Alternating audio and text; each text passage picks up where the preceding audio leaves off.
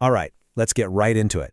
If you're on Mounjaro or a similar drug, you know there's this one huge question just kind of hanging in the air. What happens when I stop?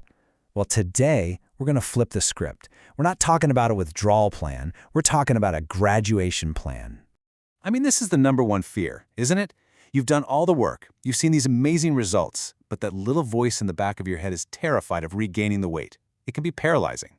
So, is it inevitable? Well, some of the data might look a little scary at first glance, but the answer is a hard no. That is, if you've got the right strategy. So let's just rip the Band-Aid off and get the bad news out of the way.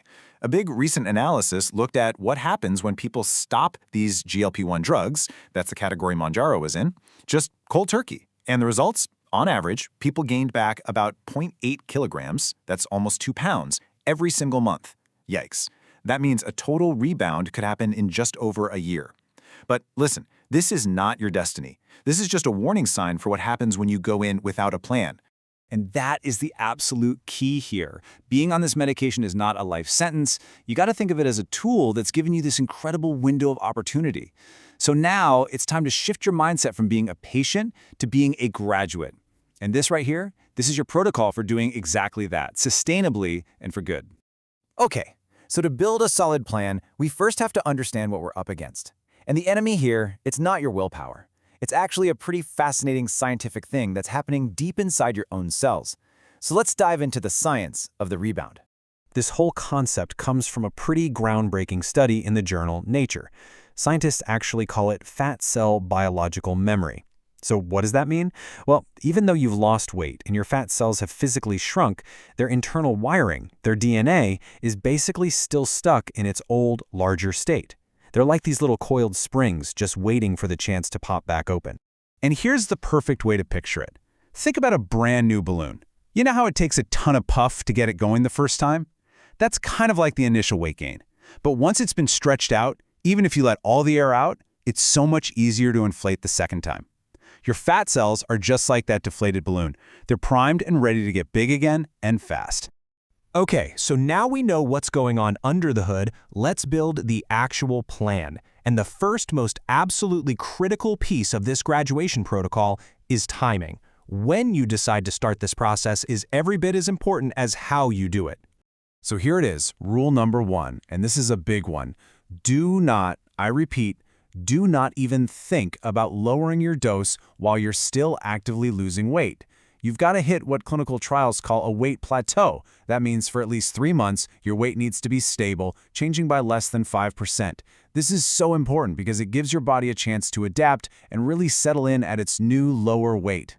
Once you hit that 3-month stability window, then the real process starts. You don't just stop, you taper. So instead of your normal weekly shot, you work with your doctor to slowly, systematically stretch out the time between your doses. You might go to 10 days, then 2 weeks, then 3 weeks, or even longer. You're letting your body adjust nice and slow. And this is the whole reason we taper. It's not just about getting off a drug. It's a strategic move. You're giving your body the time it needs to truly adapt to its new normal. You're basically giving those fat cells a long, gentle chance to forget they were ever bigger, which helps stop that aggressive rebound we talked about. All right, so tapering is the defense. Now we need to build our offense. While the drug's effect is fading out, you need to be building up your body's own natural defense system against weight regain. And that defense system has a name: muscle.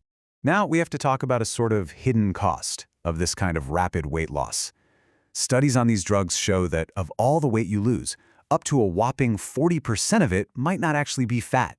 It's what we call lean mass. That's your muscle and even your bone. And this is a huge problem. Because when people regain weight, they tend to regain fat, but they don't always get that precious muscle back. I want you to think of it this way. Your muscle is your body's metabolic furnace. It's burning energy even when you're just sitting on the couch. It helps keep your blood sugar stable. It is, without a doubt, the single most powerful weapon you have to fight back against that biological memory in your fat cells. It's like your permanent, all-natural version of Mounjaro. So how do we build and protect it? Well, the game plan is actually pretty simple, but it's powerful. Number 1, you have to feed your muscles with high-quality protein and healthy fats. Number 2, you have to give your muscles a reason to grow, and that means consistent resistance training. And number 3, adopt a low-carb lifestyle. This is key because it keeps your insulin levels low, which tells your body to burn stored fat for energy instead of storing more. Okay, so that's all the theory. But what does this actually look like in real life, day to day? To make this really concrete, let's take a look at the daily routine of a leading metabolic scientist, Dr. Benjamin Bikman. Think of this as a blueprint for putting all these ideas into practice.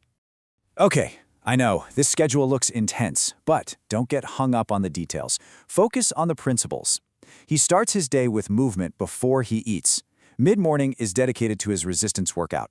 Now look at this. Lunch is his biggest meal of the day, packed with protein and fat. Dinner is a normal social meal with his family, and then, and this is so critical, absolutely no snacking in the evening. You know, we can really just boil his whole day down to 3 powerful principles that pretty much anyone can apply. 1, move your body before you eat. This encourages fat burning. 2, front load your calories.